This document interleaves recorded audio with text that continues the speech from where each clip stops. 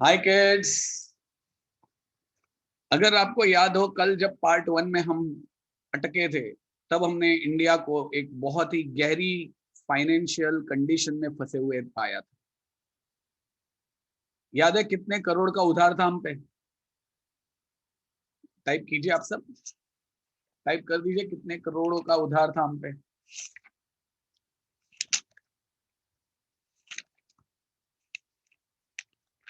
अरे यार तुम लोग तो यार इंडियंस, पक्के इंडियंस निकले।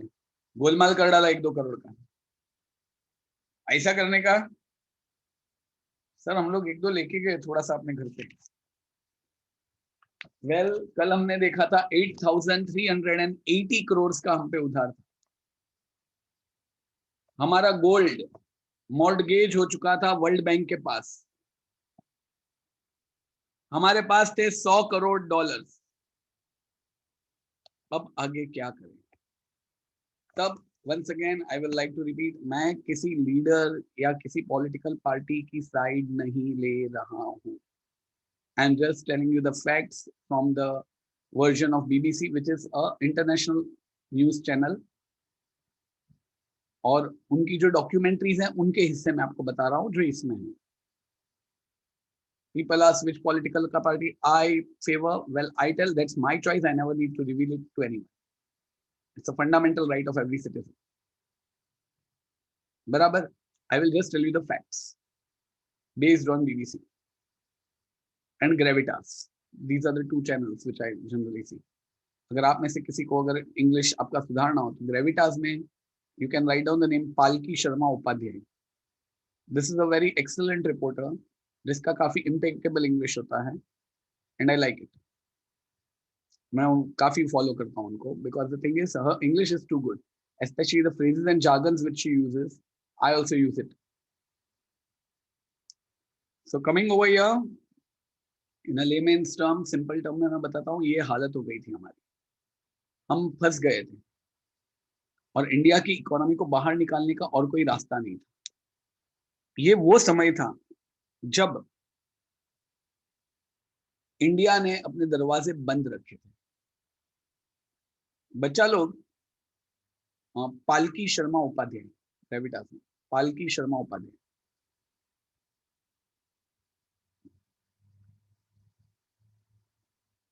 अभी बच्चा लोग कमिंग ओवर हियर 1991 में पीवी नरसिंह राव सोच रहे थे करे क्या। तब ही as a very intelligent and honest prime minister, honest finance minister Manmohan Singh, a man with few words but great plans. अभी जब ये शुरुआत हुई तब सबसे पहले ये बोला गया कि भाई अभी इतना करोड़ों का है, करे क्या। 1947 के बाद इंडिया ने अपने दरवाजे बंद कर दिए थे। हमारे वहां उदय रिकॉर्डिंग में आ रहा है, आप कहीं और देख रहे हो, नाखून चबा रहे हो। हमारे वहां आ गया था बेटा कि भाई 1947 के बाद वापस आई रिपीट द स्टोरी, हमने हमारे दरवाजे बंद कर दिए थे। हम फॉरेन गुड्स को इंडिया में नहीं आने दे रहे थे। पता है क्यों? Why foreign goods were not allowed in India, और अलाउड मगर उस पर बहुत कस्टम ड्यूटी देनी पड़ती थी। यानी कि अगर कोई भी एक फॉरेन का मैं कोई भी कपड़ा या टी शर्ट लाता हूँ तो वो अगर मैंने 10 डॉलर ऑलमोस्ट 800 रुपए का लिया होगा तो उस पर मुझे इतने टैक्सेस लगते थे कि वो जब मैं इंडिया में बेचने को लाता था तो वो 800, सपोज इंडियन रुपीज में बोलूँ 800 रुपए का अगर टी शर्ट होता था फॉरेन में, मैं इंडिया में लाता था टैक्सेस भर के वो यहाँ पे सीधा 2800 जितना का हो जाता था, रफ एस्टिमेशन, क्योंकि इतने सारे टैक्सेस भरने पड़ते थे। फिर वो टी शर्ट फॉरेन का इंडिया में बिकता नहीं। लोग इंडियन गुड्स, उदय ने बहुत अच्छा लिखा, to make India self dependent and so that people other outsiders don't rule us again. क्योंकि पहले ईस्ट इंडिया नाम की कंपनी ही यहाँ पे इंडिया में आई थी और हमारी इंडियन इंडिजिनस कॉटन इंडस्ट्री को बंद कर दिया था और उनकी इंडस्ट्रीज हम पे हावी हो गई थी। तो we don't want any foreign country coming over, बराबर। इसलिए हमारे वहां फॉरेन कंट्रीज और फॉरेन गुड्स का आना बंद था। In fact in my childhood there was no Domino's pizza, pizza Chopra नहीं था, दो मीना बीन का पिज्जा रोटला नहीं था, मक्का भाई डन्नू भाई का पाव पेटिस नहीं था, आई मीन मैकडोनल्ड का बर्गर।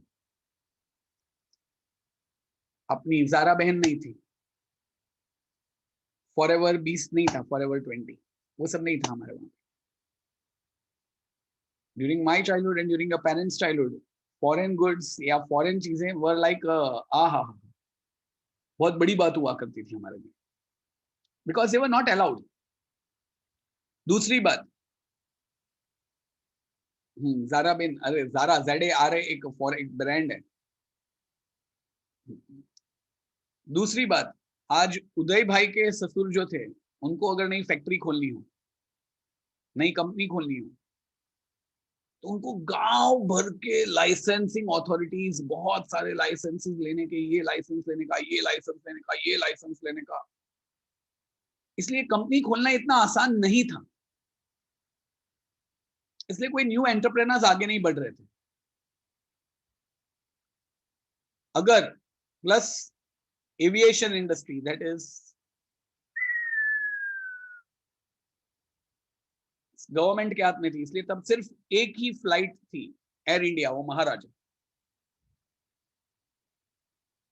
फोन्स जो आते थे वो ट्र ट्र वाले थे, और एक ही कंपनी थी जो फोन प्रोवाइड करती थी, MTNL, महानगर टेलीफोन निगम लिमिटेड। हम लोग उसको मजाक में बोलते थे मेरा टेलीफोन नहीं लगता, क्योंकि बहुत सारे रॉन्ग नंबर्स आते थे और कभी लगता नहीं था।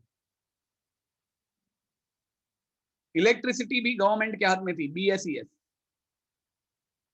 रेलवेज ऑफ कोर्स तभी भी गवर्नमेंट के हाथ में था, अभी भी गवर्नमेंट के हाथ में, हालांकि अदर रिलायंस के हाथ में भी चला गया। And at that time government खाता ओनली खाता। सर क्या खाता? बेटा समझ लो क्या खाता। इसलिए सारे पब्लिक सेक्टर यूनिट्स जो थे, जो गवर्नमेंट के अंडर थे, एयर एविएशन इंडस्ट्री ले लो, टेलीफोन इंडस्ट्री ले लो, इलेक्ट्रॉनिक इंडस्ट्री ले लो। आई स्टिल रिमेम्बर, कांदिवली में जो रहता है उनको पता होगा, हमारे वहां पे बरसात होती, यानी कि शाम को लाइट जाती, और कितना भी कंप्लेंट करो कोई फोन नहीं उठाता। इनफैक्ट जो रेलवे स्टेशन के पास BSES की ऑफिस थी, वहां पे जाके खड़े रहो, आपको अंदर आने को भी नहीं मिलेगा, कुछ नहीं। आज प्राइवेट सेक्टर के हाथ में इलेक्ट्रिसिटी जा चुकी है। तो आज अगर आपको पता है, हमारे वहां पे तो है कि अगर इलेक्ट्रिसिटी जाती है तो मैसेज आ जाता है कि इस कारण आपकी इलेक्ट्रिसिटी गई है, और थोड़ी देर, इतने एग्जैक्ट टाइम में इलेक्ट्रिसिटी आ जाएगी, और उतने टाइम में आ भी जाती है। ऑफ कोर्स उस टाइम पे इलेक्ट्रिक का बिल 100-200 भी आता, हम लोग को बहुत ज्यादा लगता है। अभी इलेक्ट्रिक का बिल क्या आता है आपको पता है?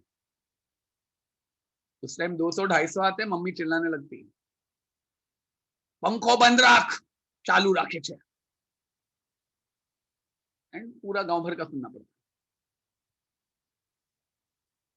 तो moral of the story, that was our economy. कितना पता चला? आपने कुछ मूवीज देखी होंगी जिसमें बताया हुआ है कि किस तरह वहां पे स्मगलिंग होती थी, once upon a time in Mumbai. बाद में बदमाश कंपनी रईस के कैसे स्मगलिंग करके सोना और वो सब लाया जाता था, स्कैम 1992 एंड ऑल दैट। अब 1991 में जब PV नरसिंह राव के सामने ये कंडीशन आई कि भाई इतने करोड़ का कर्जा है, तो उसने बोला भाई क्या करें? तो मनमोहन सिंह ने उनको 3 शब्द बोले, LPG। कई लोग LPG का मतलब क्या लेते हो, आप लोग टाइप कीजिए, मुझे पता है आधे लोग LPG का मतलब वही बोलने वाले। LPG का मतलब क्या?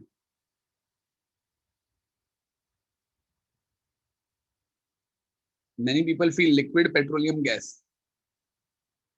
No, हाँ, जसरीत ने बहुत अच्छा मीनिंग लिखा, लेट्स प्रे गॉड।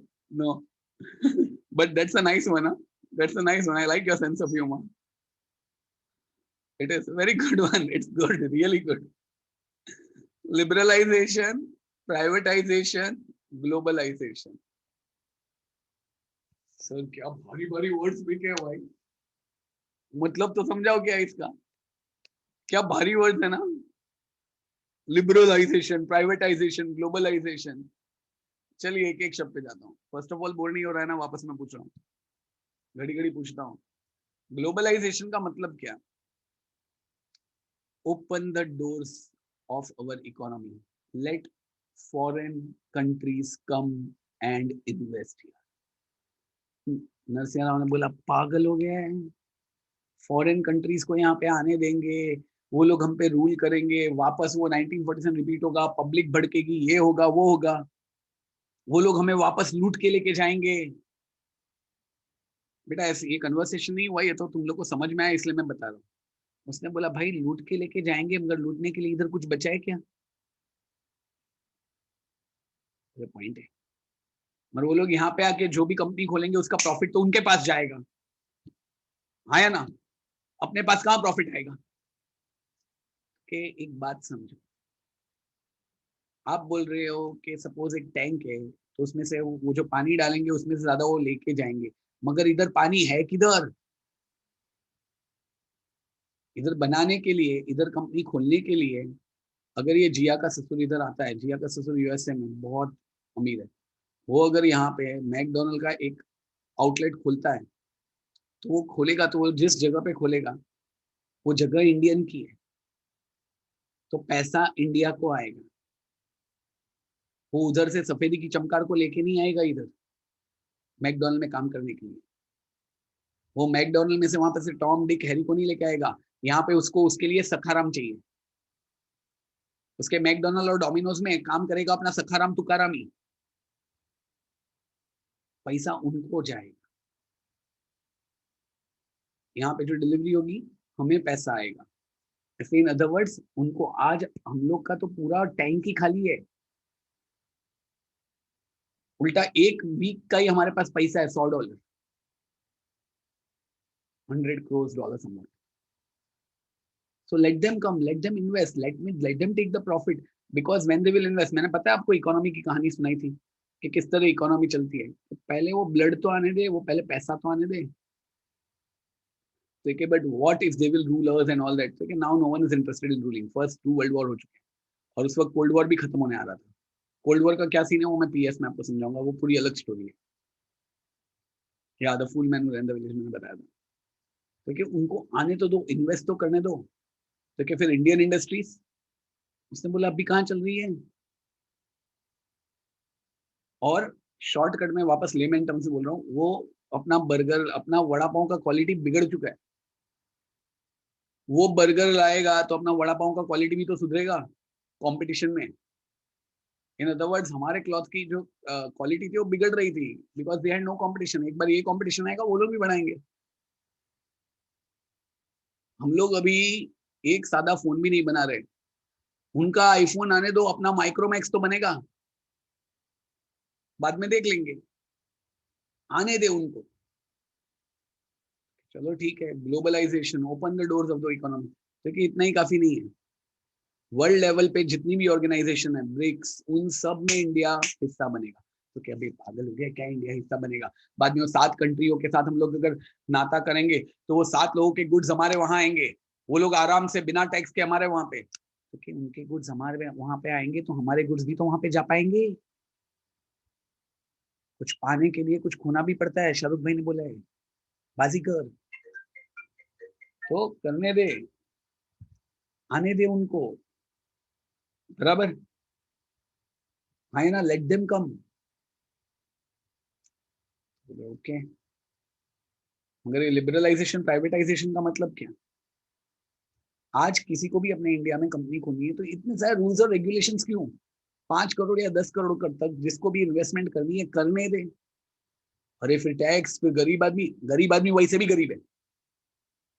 ये बंदा कोई कंपनी चालू करेगा, उसमें भले कुछ लोगों को तो जॉब मिलेगी, उसमें कुछ तो पैसा आएगा, तो थोड़ा ब्लैक मार्केट ये वो, तो कि कमाने दो ना। थोड़ा वो लोग कमाएंगे, थोड़ा पैसा तो रोटेट होगा, कम से कम 2-4 नई कंपनीज तो खुलेगी। ये इतने सारे रूल्स और रेगुलेशन डाल दिए, कोई कंपनी खोलता भी नहीं है। और जो कंपनी खोलता है वो गोलमाल से खोलता है। इससे अच्छा वो गोलमाल करने का झंझट ही हटा दो, मेक दैट लीगल।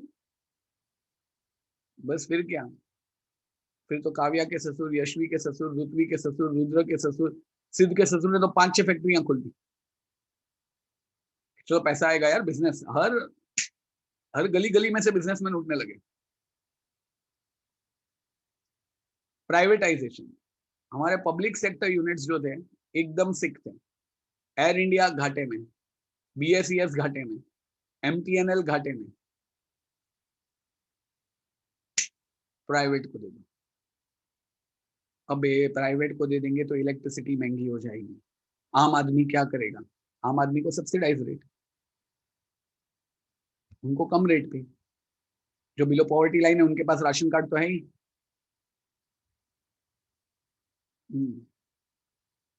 तो in other words, let them take, कम से कम मॉडर्नाइज करके ये 6 यूनिट्स चलने तो लगेंगे, वरना हमारा एयर इंडिया कभी एयर में जाएगा ही नहीं और इंडिया में ही घूमता रहेगा।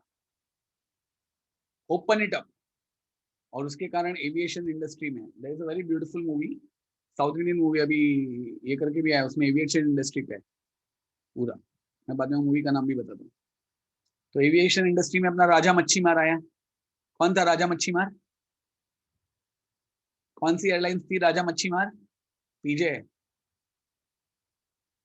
कौन सी एयरलाइंस आई थी? डूब भी गई है। राजा मच्छीमार, राजा को इंग्लिश में क्या बोलते हैं? किंग। और मच्छीमार को फिशर, किंग फिशर। फिर मसाला जेट,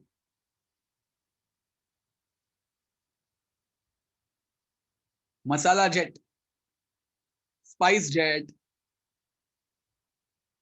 यानी कि पहले जहां पे एयर इंडिया था तब वहां पे किंग फिशर, स्पाइस जेट आ गई।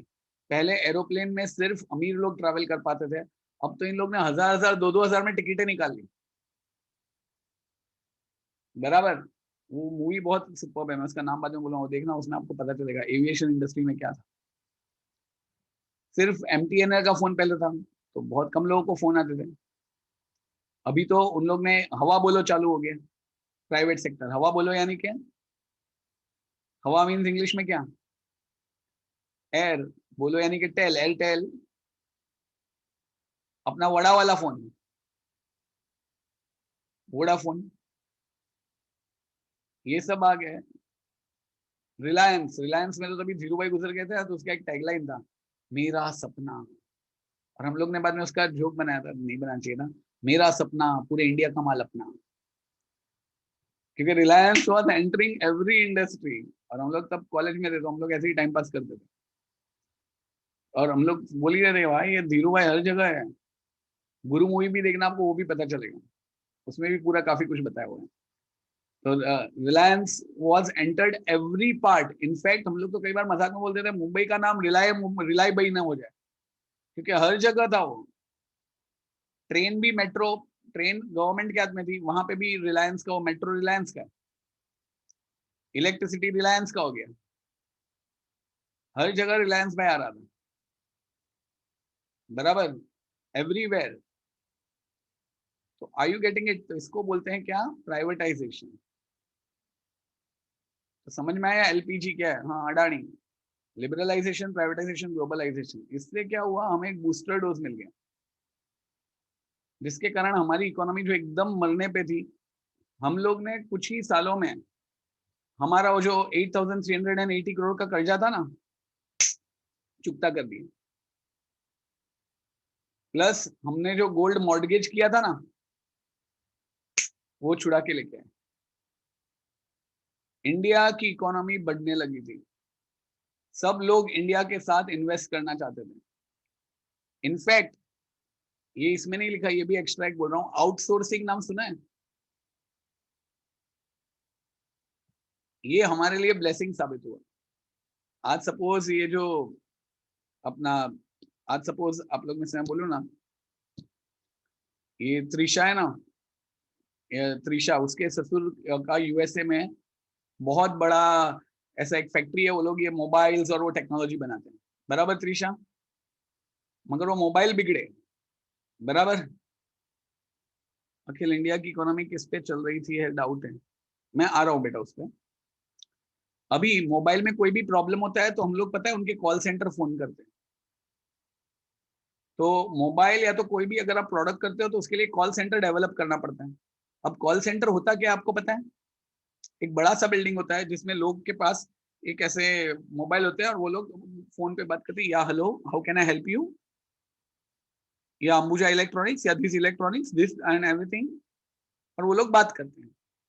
अब ये त्रिशा के ससुर ने अपना मोबाइल और वो सब पूरा इलेक्ट्रॉनिक गैजेट्स का बिजनेस चालू किया, प्लस उनका और एक बिजनेस है, वो सब प्रोडक्ट्स, ब्यूटी प्रोडक्ट्स बेचते हैं, और वो भी फोन पे, है ना?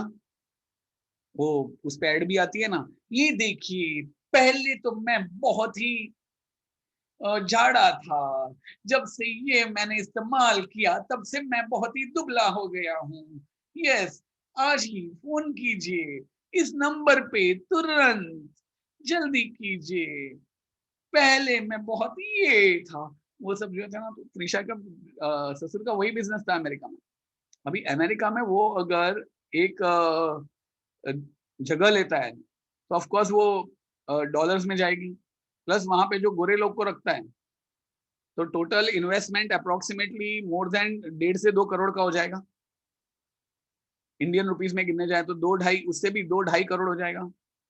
अभी इंडिया में गांव में अगर कोई भी जमीन ले लो, वहां पे सकाराम तुकाराम और उन सबको थोड़ा इंग्लिश सिखा के बिठा दो, 50 से 60 लाख में पूरा हो जाएगा। इनफैक्ट अपना इनऑर्बिट है ना, इनऑर्बिट पे पीछे वो पूरा एक सेंटर है, वो पूरा कॉल सेंटर ही है। आप रात को 2-3 बजे जाओगे ना, तो आपको कई लोग नीचे टपरी पे चाय पीते हुए दिखेंगे। आपको लगता होगा अरे रात को इधर कौन है ये जो इतना काम करता है, रात को ये 9 से 12 में कौन काम करते हैं, रात को 9 से लेकर सुबह 9 तक। वो अमेरिका के कॉल सेंटर हैं जो इंडिया में चल रहा है, क्यों? तभी अमेरिका में सुबह होती है। अब त्रिशा का ससुर इधर वो इंडस्ट्री खोल लेता है, तो उसका तो आज भाड़ा उधर मेरे ख्याल से 7 to 8 lakhs भाड़ा होगा मंथली, बराबर। तो 7 to 8 lakhs भाड़ा, और उन लोग की इनकम इनकम करके जो वहां पे उसको 2.5 करोड़ का इन्वेस्टमेंट होगा, वो इधर मेरे ख्याल से 60-70 लाख में तो उसका काम हो गया।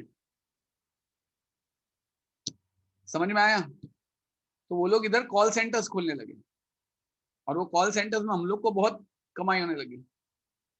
मीन्स कॉल सेंटर्स में अमेरिका का नुकसान होने लगा। क्यों? इट्स लाइक अमेरिकन की जॉब्स पहली बार इंडियंस खाने लगे, है ना? ठीक है, वहां पे, वरना अगर वहां पे वो खोलता त्रिशा का ससुर, तो वहां पे अमेरिकन को जॉब मिलती ना, अमेरिकन को रेंट मिलता ना। यहाँ पे वो रेंट हमें मिल रहा है, मगर वो इधर ही खोलेगा, क्यों? उसको कितने सस्ता पड़ता है। बेटा समझ में आ रहा है? तो ये सब चीजें हमने अलाउ की आउटसोर्सिंग के लिए, उन लोग को हम लोग ने बोला, हम लोग ने फॉरेन इन्वेस्टर्स को इनवाइट किया, तो उसके कारण हमारी पूरी इकोनॉमी सुधर गई। ये थी एलपीजी की स्टोरी। समझ में आई? Dev, whatever you want to do you can do. बेटा पूरा पता चल रहा है? अभी मैं आगे बढ़ूं तो उस समय कोल्ड वॉर, ये एक स्टोरी, कोल्ड वॉर की भी जो स्टोरी है वो मैं नेक्स्ट पीएस में बताऊंगा। कोल्ड वॉर 91 में खत्म हो गया, एलपीजी हुआ, नरसिंह राव ये सब कर ही रहे थे कि हमारे वहां एक दूसरा सर्कस चालू हो गया। I will not like to comment on that. Ram Janmabhoomi and that Babri mosque case, I will not go on the details, but it was the worst thing. उसमें पीवी नरसिंह राव नहीं संभाल पाए और सब गड़बड़ हुई। और फिर 1996-99 में इलेक्शन हुए, कोई पार्टी को मेजोरिटी नहीं मिली। छोटे से टाइम में 3 गवर्नमेंट बनी, अप्रोक्सीमेटली 97। एक गवर्नमेंट एचडी देवेगौड़ा की गवर्नमेंट, नरसिंह राव के बाद 96, 16 मई 1996 से 1 जून 1996 तक सिर्फ एक महीने के लिए अटल बिहारी वाजपेयी की गवर्नमेंट बनी, एक महीने की गवर्नमेंट। उसके बाद 1 जून 1996 से 21 मार्च 1997, मुश्किल से एक साल भी नहीं, एचडी देवेगौड़ा की गवर्नमेंट। आज एक गवर्नमेंट 5 साल तो चलनी चाहिए, हमारे वहां ये लोग बनते थे, निकल जाते थे। फिर 21 मार्च 1997 से 18 मार्च 1998, एक साल तक भी नहीं टिक पा रहे थे ये लोग। आई के गुजराल, फाइनली अटल बिहारी वाजपेयी आए, और उन्होंने 1998 से 2004 तक थोड़ी स्टेबिलिटी प्रोवाइड की, एंड अटल बिहारी वाजपेयी ने काफी अच्छे काम किए। 1999 में नेशनल डेमोक्रेटिक अलायंस पावर में आई under the flag of Bharatiya Janata party. Atal Bihari Vajpayee prime minister बने। उन्होंने पाकिस्तान के साथ बातचीत करने का प्रयास किया, सक्सेसफुल नहीं हुआ। इंडिया ने तभी न्यूक्लियर टेस्ट, परमाणु, वन अनदर गुड मूवी, 1998 में की, और बता दिया कि भाई हम भी एटॉमिक पावर। ऐसा मत समझो हमारे पास लक्ष्मी बॉम्ब सुतली बॉम्ब है, हमारे पास न्यूक्लियर बॉम्ब भी है। 1999 में इंडिया और पाकिस्तान का कारगिल युद्ध हुआ। Heads off to our soldiers जिन्होंने वो युद्ध जीता, जो कि एक मिशन इम्पॉसिबल था, but they made it possible. Great love for all our soldiers, great love, respect for all our soldiers, great work in Kargil. ये सब हो रहा था। अभी हम कुछ और थोड़ी थोड़ी अलग अलग बातें करते हैं और फिर ये चैप्टर खत्म होता है। 5-10 मिनट है ना आपके पास? इसके बाद nuclear weapon should never be use. पूरा सब कुछ गड़बड़ हो सकता है, पूरे वर्ल्ड डिजास्टर हो जाएगा अगर न्यूक्लियर वेपन यूज। आजादी के बाद हमें अपनी इकोनॉमी मॉडर्नाइज करनी थी, इकोनॉमिक सेल्फ सफिशिएंसी हासिल करनी थी, सोशल जस्टिस हासिल करना था। ये तीन चीजें चाहिए। मॉडर्नाइजेशन ऑफ इकोनॉमी, यानी कि एग्रीकल्चर भी बहुत हो गया, हुर्रा, रुद्र बहुत हो गया भैंसे के पीछे। अभी हमें ट्रैक्टर यूज करना है, फर्टिलाइजर्स और वो सब। सेल्फ सफिशिएंसी, क्यों हमें छोटी छोटी चीजों के लिए फॉरेन, सेल्फ सफिशिएंसी, क्यों हमें छोटी छोटी चीजों के लिए फॉरेन की टेक्नोलॉजी लेनी पड़े। तुम सब साइंटिस्ट बनो यार, इंडिया में ही सब बनाओ। सोशल जस्टिस, आज भी हमारे गांवों में women, few people from the lower caste are treated unjustly, तो वो बंद करो यार। बहुत हुआ ये रिलीजन का लोचा, अभी खत्म करो ये सब चीजें, ये धर्म, ये जाति, ये पाति, ये सब चीजें, ऑल दैट रिडिकुलस थिंग्स अभी कम बंद करो, साइंस पे जाओ, इन्वेंशंस करो। यही आज की मांग है और हम यही चाहते थे, इसलिए प्लानिंग किया, नेशनल प्लानिंग कमीशन बनाया, जिसके बारे में आगे बढ़ेंगे। नरसिंह राव गवर्नमेंट ने 1991 से इकोनॉमिक रिफॉर्म्स, इकोनॉमिक लिबरलाइजेशन की, उसके कारण हमारी इकोनॉमी बहुत आगे बढ़ी, फॉरेन इन्वेस्टमेंट इंडिया में बढ़ा, वापस लोग इंडिया की तरफ आने लगे, skilled Indian professionals help reform the economy. आज इंडिया की कंप्यूटर और इंटरनेट और मोबाइल की प्रगति देख के तो पूरा वर्ल्ड थक गया। आज हमारे गांव गांव में सबको इंटरनेट और मोबाइल के बारे में इतनी जानकारी है कि वो लोग सोचते हैं, अरे बाप रे, इन लोग ने इतना कैसे। इंफॉर्मेशन टेक्नोलॉजी के कारण हमारे वहाँ एम्प्लॉयमेंट बहुत बड़ा, ये सब ग्लोबलाइजेशन में आगे बढ़े। अब 1947 से 1991 तक दो और बड़े क्षेत्र थे और दो और ग्रेट लोग थे जिनके बारे में हमें जानना है। दो नहीं, तीन पीपल और। Please, are you with me? आज सेल्फ रिलायंस की तरफ मुड़ते हुए और एक प्रॉब्लम हुई थी हमारे साथ। इंडिया प्राइमरीली एग्रीकल्चरल कंट्री, मगर आपको एक पैराडॉक्स पता है, एक अजीब बात, आजादी के बाद वो कंट्री जिसमें 71% पीपल, 71%, इंडिया का 71% है, सोचो कितना सारा, रिलाय ऑन एग्रीकल्चर, खेती बाड़ी कर रहे हैं, 71% पीपल, उस कंट्री को वीट इंपोर्ट करना पड़ा, उस कंट्री को अनाज इंपोर्ट करना पड़ा। इट्स लाइक हेत की मिठाई की दुकान है और वो बाजू में रुतवी की दुकान से गुलाब जामुन खा रहे। तो भाई ये क्या है भाई? तो MS स्वामीनाथन ने उस पर रिसर्च की कि आखिर ये क्यों हो रहा है। तो पता चला हमारे इंडियन सब जो एग्रीकल्चर वाले हैं, आई मीन फार्मर्स है, वो अभी भी आउटडेटेड टेक्नोलॉजी यूज कर रहे हैं। पेस्ट आते हैं, एक साथ पूरा खेत सफाया। आप 100 सीड्स प्लांट करते हैं, इसमें से 10 या 20 ही स्प्राउट होते हैं, क्योंकि सीड्स भी इंफीरियर क्वालिटी के होते हैं। पानी है मगर वो पानी पहुंचता नहीं है खेतों तक।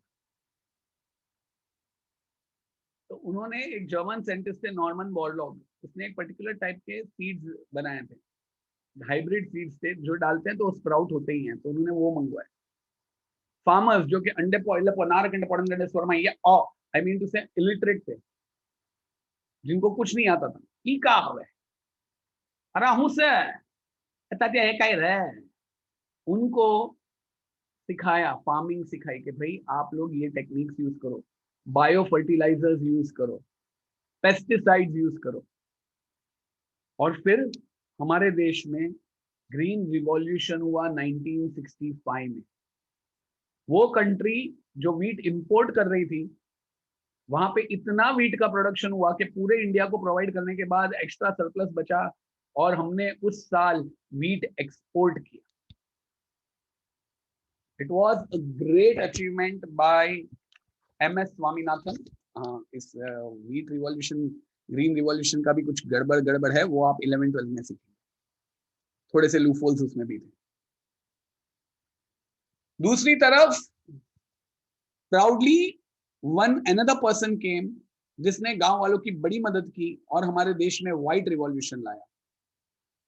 बहुत ही फ्यू सेल्फलेस पीपल इस इंडिया में हैं, और उनमें से I am very proud to take the name of the founder of Amul.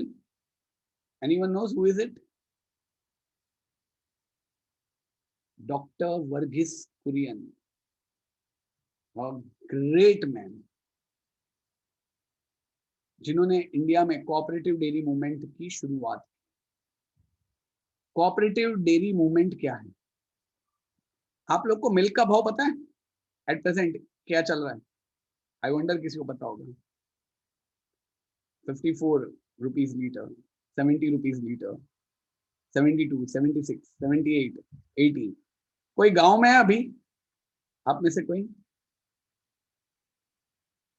गांव में क्या भाव है पता है? 10 रुपया, 20 रुपया लीटर. ये वो जमाने की बात है, आज भी हम आज ये वो जमाने की बात है जब अमूल की फैक्ट्री खुली थी. अमूल को बहुत सारा मिल्क चाहिए होता था बिकॉज ऑफ चीज, बटर और ये सब बनाने के लिए. प्लस शहर में भी बहुत सारी डिमांड्स थी मिल्क. गांव में सब लोगों के पास छोटी छोटी भेड़ बकरियां होती थी, वो उनका गोट मिल्क, काउ मिल्क वो लाते. And there were a group of middle man जो उनके पास से 4 आना, 8 आना, 12 आना रुपए, पैसे 12 आना में लीटर, 50 पैसे, 1 रुपी, वैसे भाव से लीटर में खरीदते उनसे.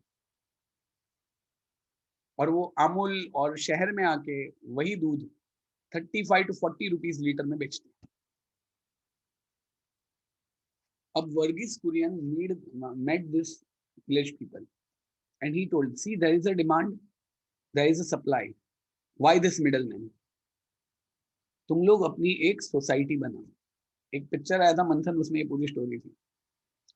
बोले सिसोटी क्या हुए है सिसोटी, हम क्यों बनाए अपनी सिसोटी? तो क्या सिसोटी इसलिए कि तुम सब एक साथ मिलो, थोड़ा पैसा इन्वेस्ट करो और खुद का एक ट्रक खरीदो, खुद दूध जमा करो, ये मिडलमैन को बीच में से निकालो और हमें प्रोवाइड करो. तुम्हें जो 8 आना और 1 रुपया लीटर मिलता है ना, हम लोग तुम्हें 12 रुपया लीटर देंगे. क्या बात कर रहे थे? मगर हम ये मिडलमैन से, साहूकार से पंगा क्यों ले? आज हमारा दूध फट गया, कुछ नुकसान हो गया, वो करेगा, हमको तो हमारा 8 आना मिल जाएगा. तो क्या उस 8 आने से आप अपने गायों को क्या खिलाते हो? आप अपने बकरी और भैंसों को क्या खिलाते हो? तो क्या उनको क्या खिलाएंगे? हम खाएंगे, उनको तो कोई भी चारा वारा दे देंगे, वो तो कुछ भी खा लेंगे. तो क्या उससे वो जो दूध देते हैं वो गाय बकरियों को आपने प्रॉपर खाना नहीं खिलाया तो मर जाते हैं. तो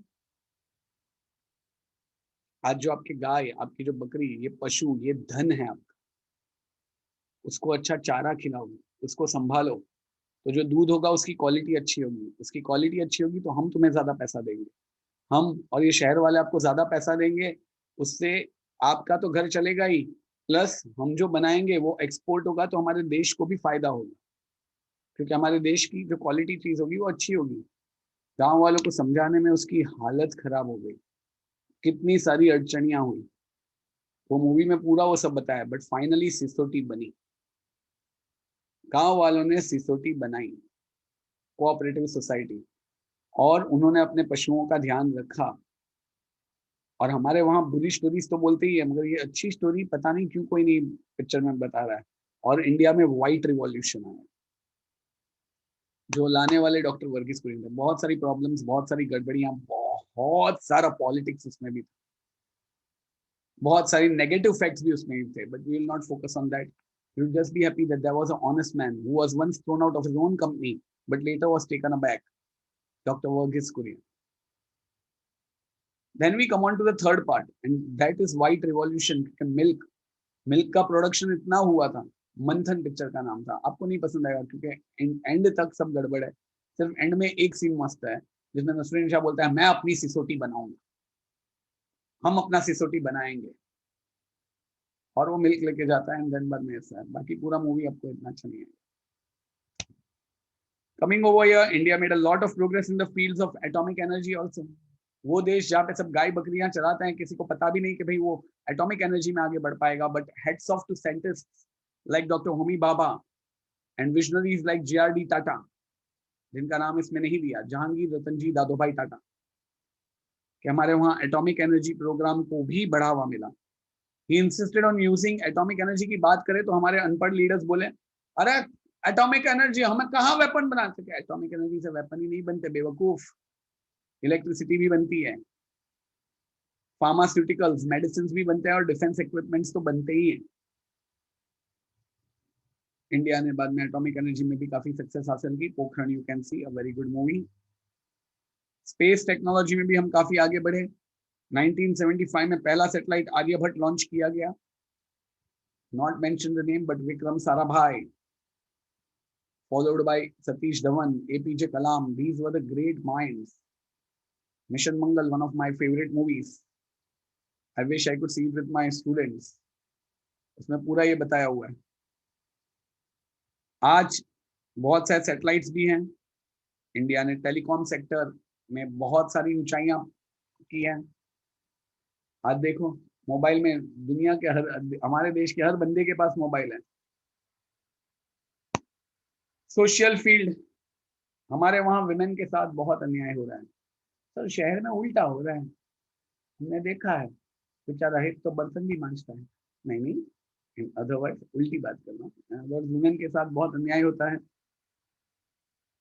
अनटचेबल्स के साथ भी बहुत अन्याय हो रहा है। तो वुमेन और चिल्ड्रन का ऑलराउंड डेवलपमेंट हासिल करने के लिए there has been a department of women and child development created in 1985, हमारी ह्यूमन रिसोर्स डेवलपमेंट मिनिस्ट्री के अंतर्गत लॉज बनाए गए which ensured social justice to women. हमारे इंडिया में बहुत सारी वर्स्ट रिलीजियस प्रथाएं हैं, जिसमें सबसे वर्स्ट है dowry, if you are aware. उसके बारे में हम एम्पावरमेंट ऑफ वुमेन में बात करेंगे। तो prohibition of dowry act, equal remuneration act, हमारे वहाँ ऐसा है कि भाई आज एक मजदूर है तो जो मेल मजदूर है उसको 10 रुपया और फीमेल मजदूर है उसको 5 रुपया, क्यों? तो वो भी एक्ट बदलाया गया। 73rd और 74th अमेंडमेंट में वुमेन के लिए लोकल सेल्फ गवर्नमेंट बॉडीज में सीट्स रिजर्व की गई। हमारे कॉन्स्टिट्यूशन में खास बोला गया था कुछ लोगों को उनके राइट्स नहीं मिल रहे हैं, उनको इक्वल अपॉर्चुनिटीज नहीं मिल रही है। तो काका साहेब कालेलकर कमीशन सेटअप हुआ 1953 में, ये जानने के लिए कि उन अनटचेबल्स, उन दलित लोगों के लिए क्या किया जाए। बेटा जस्ट 5 more minutes। 1978 में commission was constituted under chairmanship of BP Mandal to study the issue of backward class. Reservation की पॉलिसी अपनाई गई। अनटचेबिलिटी पे मैं डिटेल में बताऊंगा, हमारे आगे भी आएगा। हमारे वहां कुछ कास्ट को लोअर कास्ट गिना जाता है। They are not allowed to drink water from public wells. उनपे बहुत अलग अलग टाइप के रेस्ट्रिक्शंस होते हैं। ऐसा है कि उनकी शादी में वो लोग घोड़े पे भी नहीं जा सकते, चल के ही जाने का, और अगर घोड़े पे जाते हैं तो दे किल द दूल्हा। और बहुत सारी चीजें, बहुत सारी वियर्ड चीजें। आर्टिकल 15 एक बार देख लेना, पता चलेगा। तो गवर्नमेंट ने प्रिवेंशन ऑफ एट्रोसिटीज एक्ट, यानी कि अत्याचार कम करो, 1989 में, ताकि शेड्यूल कास्ट शेड्यूल ट्राइब्स को भी आगे मिले, ये सब भी किया गया। ग्लोबलाइजेशन के बारे में तो मैं बता ही चुका हूँ, जिसके कारण इकोनॉमिक्स, पॉलिटिक्स, साइंस, टेक्नोलॉजी और सोसाइटी और कल्चर में काफी चेंजेस आए। इंडिया आज ग्लोबल सीन में एक बहुत इंपॉर्टेंट कंट्री है। Yes, it's okay. जिनकी लाइट गई है वो लोग वीडियो ऑफ कर सकते हैं। Yes, exactly Trisha, very good, yeah we have it. India now is an important member of international organizations like G20 and BRICS, that is Brazil, Russia, India, China, South Africa.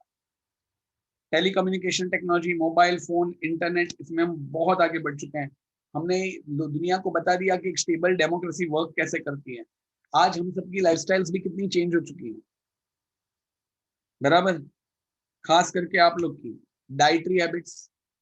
हम लोग तो थेपले के बाहर गए ही नहीं थे भाई। थेपला है तो सेव पूरी भेल पूरी। तुम लोग सब क्या क्या मस्त वॉफल और वो मोमो पप्पो, नहीं मोमो ही होता है, पप्पो नहीं होता है, मोमो। और फिर क्या क्या है सब अलग अलग। वॉफल है, बाद में वो कुछ है कुछ, रीता बेन ब्यूरी डोरिटो डोरिटोस वही सब।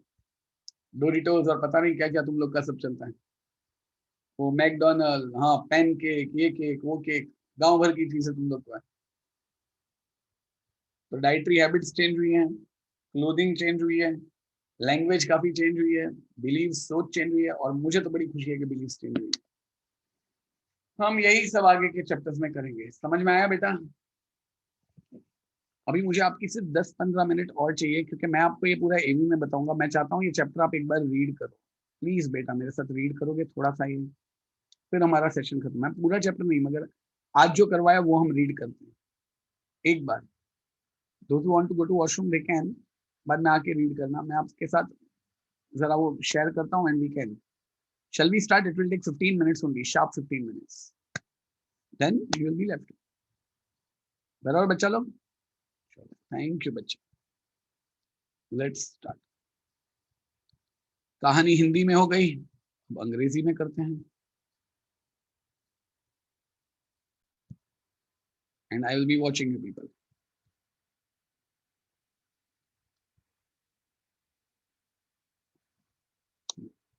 You are suppose to read this. मैं चेंजेस आफ्टर 1991 से शुरू करता हूँ। Start reading. The changes after 1991. The year 1991 मैं is होमवर्क held to भेज be रहा हूँ बाद में। very important in the history of the world as well as India. The Soviet Union disintegrated into several different small countries, and the Cold War came to an end. In India, the government, under the leadership of Prime Minister P.V. Narasimha Rao, initiated many changes in the Indian economy. During this period, the Ram Janmabhoomi and Babri Masjid issue at Ayodhya came to the forefront. In the elections conducted between 1996 and 1999, no political party got a clear majority in the Lok Sabha. Not just read it but understand it also. हाँ बेटा please, ये बोलते बोलते समझो क्या है, और ये फोटोज देखो। 10 मिनट ही बेटा, 10-15 मिनट बस, ज्यादा नहीं। Very good, you people are reading very well, except जो लोग के वीडियो ऑफ हैं, बाकी सब लोग बहुत इंटरेस्टिंगली पढ़ रहे हैं। Very good. This resulted in 3 governments in a short span of time. Those led by Prime Ministers Atal Bihari Vajpayee, H.D. Deve Gowda, and Inder Kumar Gujral were amongst them. समय पढ़िए Finally, बेटा। in 1999, the National Democratic Alliance came to power under the flag of Bharatiya Janata Party, and Atal Bihari Vajpayee became India's Prime Minister. Atal Bihari Vajpayee tried to establish a dialogue with Pakistan but was not successful. India conducted a number of nuclear tests in 1998 and declared herself as an atomic power. In 1999, there was another war between India and Pakistan in Kargil region over the Kashmir issue. India defeated Pakistan in this war as well. Indian economy. Right from independence, the modernization of economy, economic self-sufficiency, and social justice have been the characteristics of Indian economy. India wanted to acquire modernity and self-reliance by establishing industries. We wanted to establish an economy based on social justice through planning. For this, the National Planning Commission was established that would coordinate development through the policy of 5-year plans. The Narasimha Rao government started economic reforms from 1991. These economic reforms are called as economic liberalization. The Indian economy flourished as a result of the implementation of this policy. The foreign investment in India increased. Skilled Indian professionals helped reform the Indian economy. The field of information technology opened several avenues of employment in the country. The changes after 1991 are also described as globalization.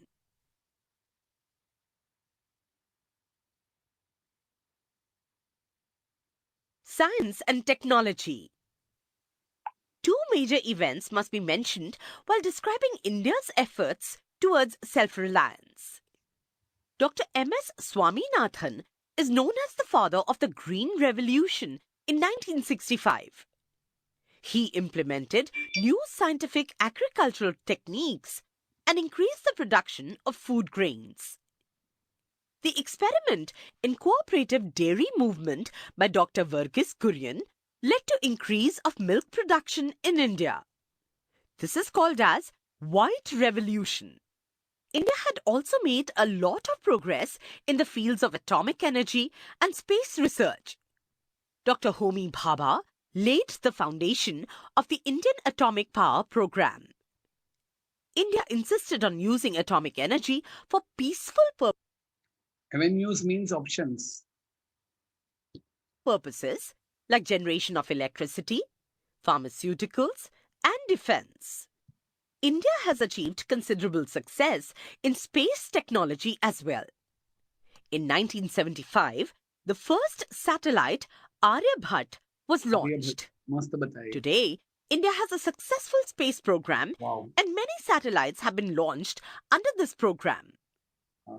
India has also made considerable advancements in the telecom sector. Changes in social field. During this period, there were several major changes in the social field in India. Some of the changes are related with the issue of the empowerment of women, and the others are related with the policies regarding the uplift of the deprived sections of the society.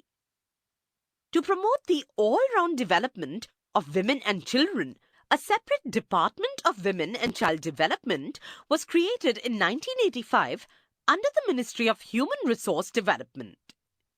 Some laws were made to ensure social justice to women and to help the implementation of various schemes in this direction.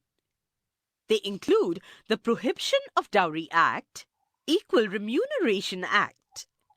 As per the 73rd and 74th Constitution Amendments, seats were reserved for women in the local self-government bodies. According to the makers of the Indian Constitution, some constituents of the Indian society were deprived of dignity and equal opportunities due to the caste system. The Kaka Sahib Kalelkar Commission was set up in 1953 to make recommendations so as to improve their condition.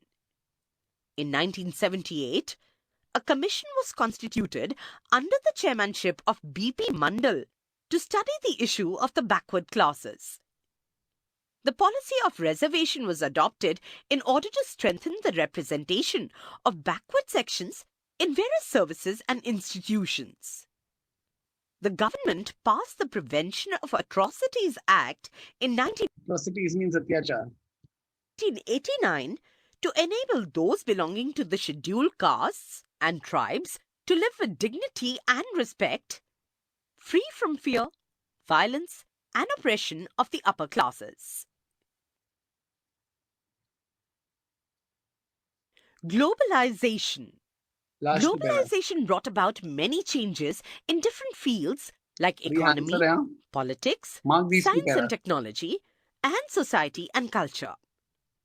We have discussed some of these changes. We have discussed some of the changes in the above paras. वो line नहीं लिखनी है, बाकी पूरा दोनों paragraph answer. Changes in the above paragraphs. EST, TPC. India has emerged as an important country on the global scene in different spheres. India is an important member of international organizations like G20 and BRICS, that is Brazil, Russia, India, China, South Africa. India has experienced an important revolution in the field of telecommunication technology. Mobile phones, internet and communication facilities based on satellite have spread all across the country. In the political field, India has demonstrated to the world how a stable democracy can function successfully. All this has resulted in a total transformation in the lifestyle of Indians, and especially the youth. These changes are visible from their dietary habits, clothing, language, and beliefs. In the next chapter, we are going to study some internal changes before India. But there is only one thing which I could tell about you people after this excellent participation. कुछ लोग बीच बीच में bore हो गए थे तो इधर उधर देख रहे थे, वो वीडियो में भी आ गया है, मगर majority of the you like Yashvi and all the others, Priya, Kavya, many people, सिर्फ बीच में बोर हो गया था, जसरीत, अफिया, सब लोग, many, practically all of you, I could say. There is only one thing I would like to say. Only one. Practically everyone. With that, bye bye.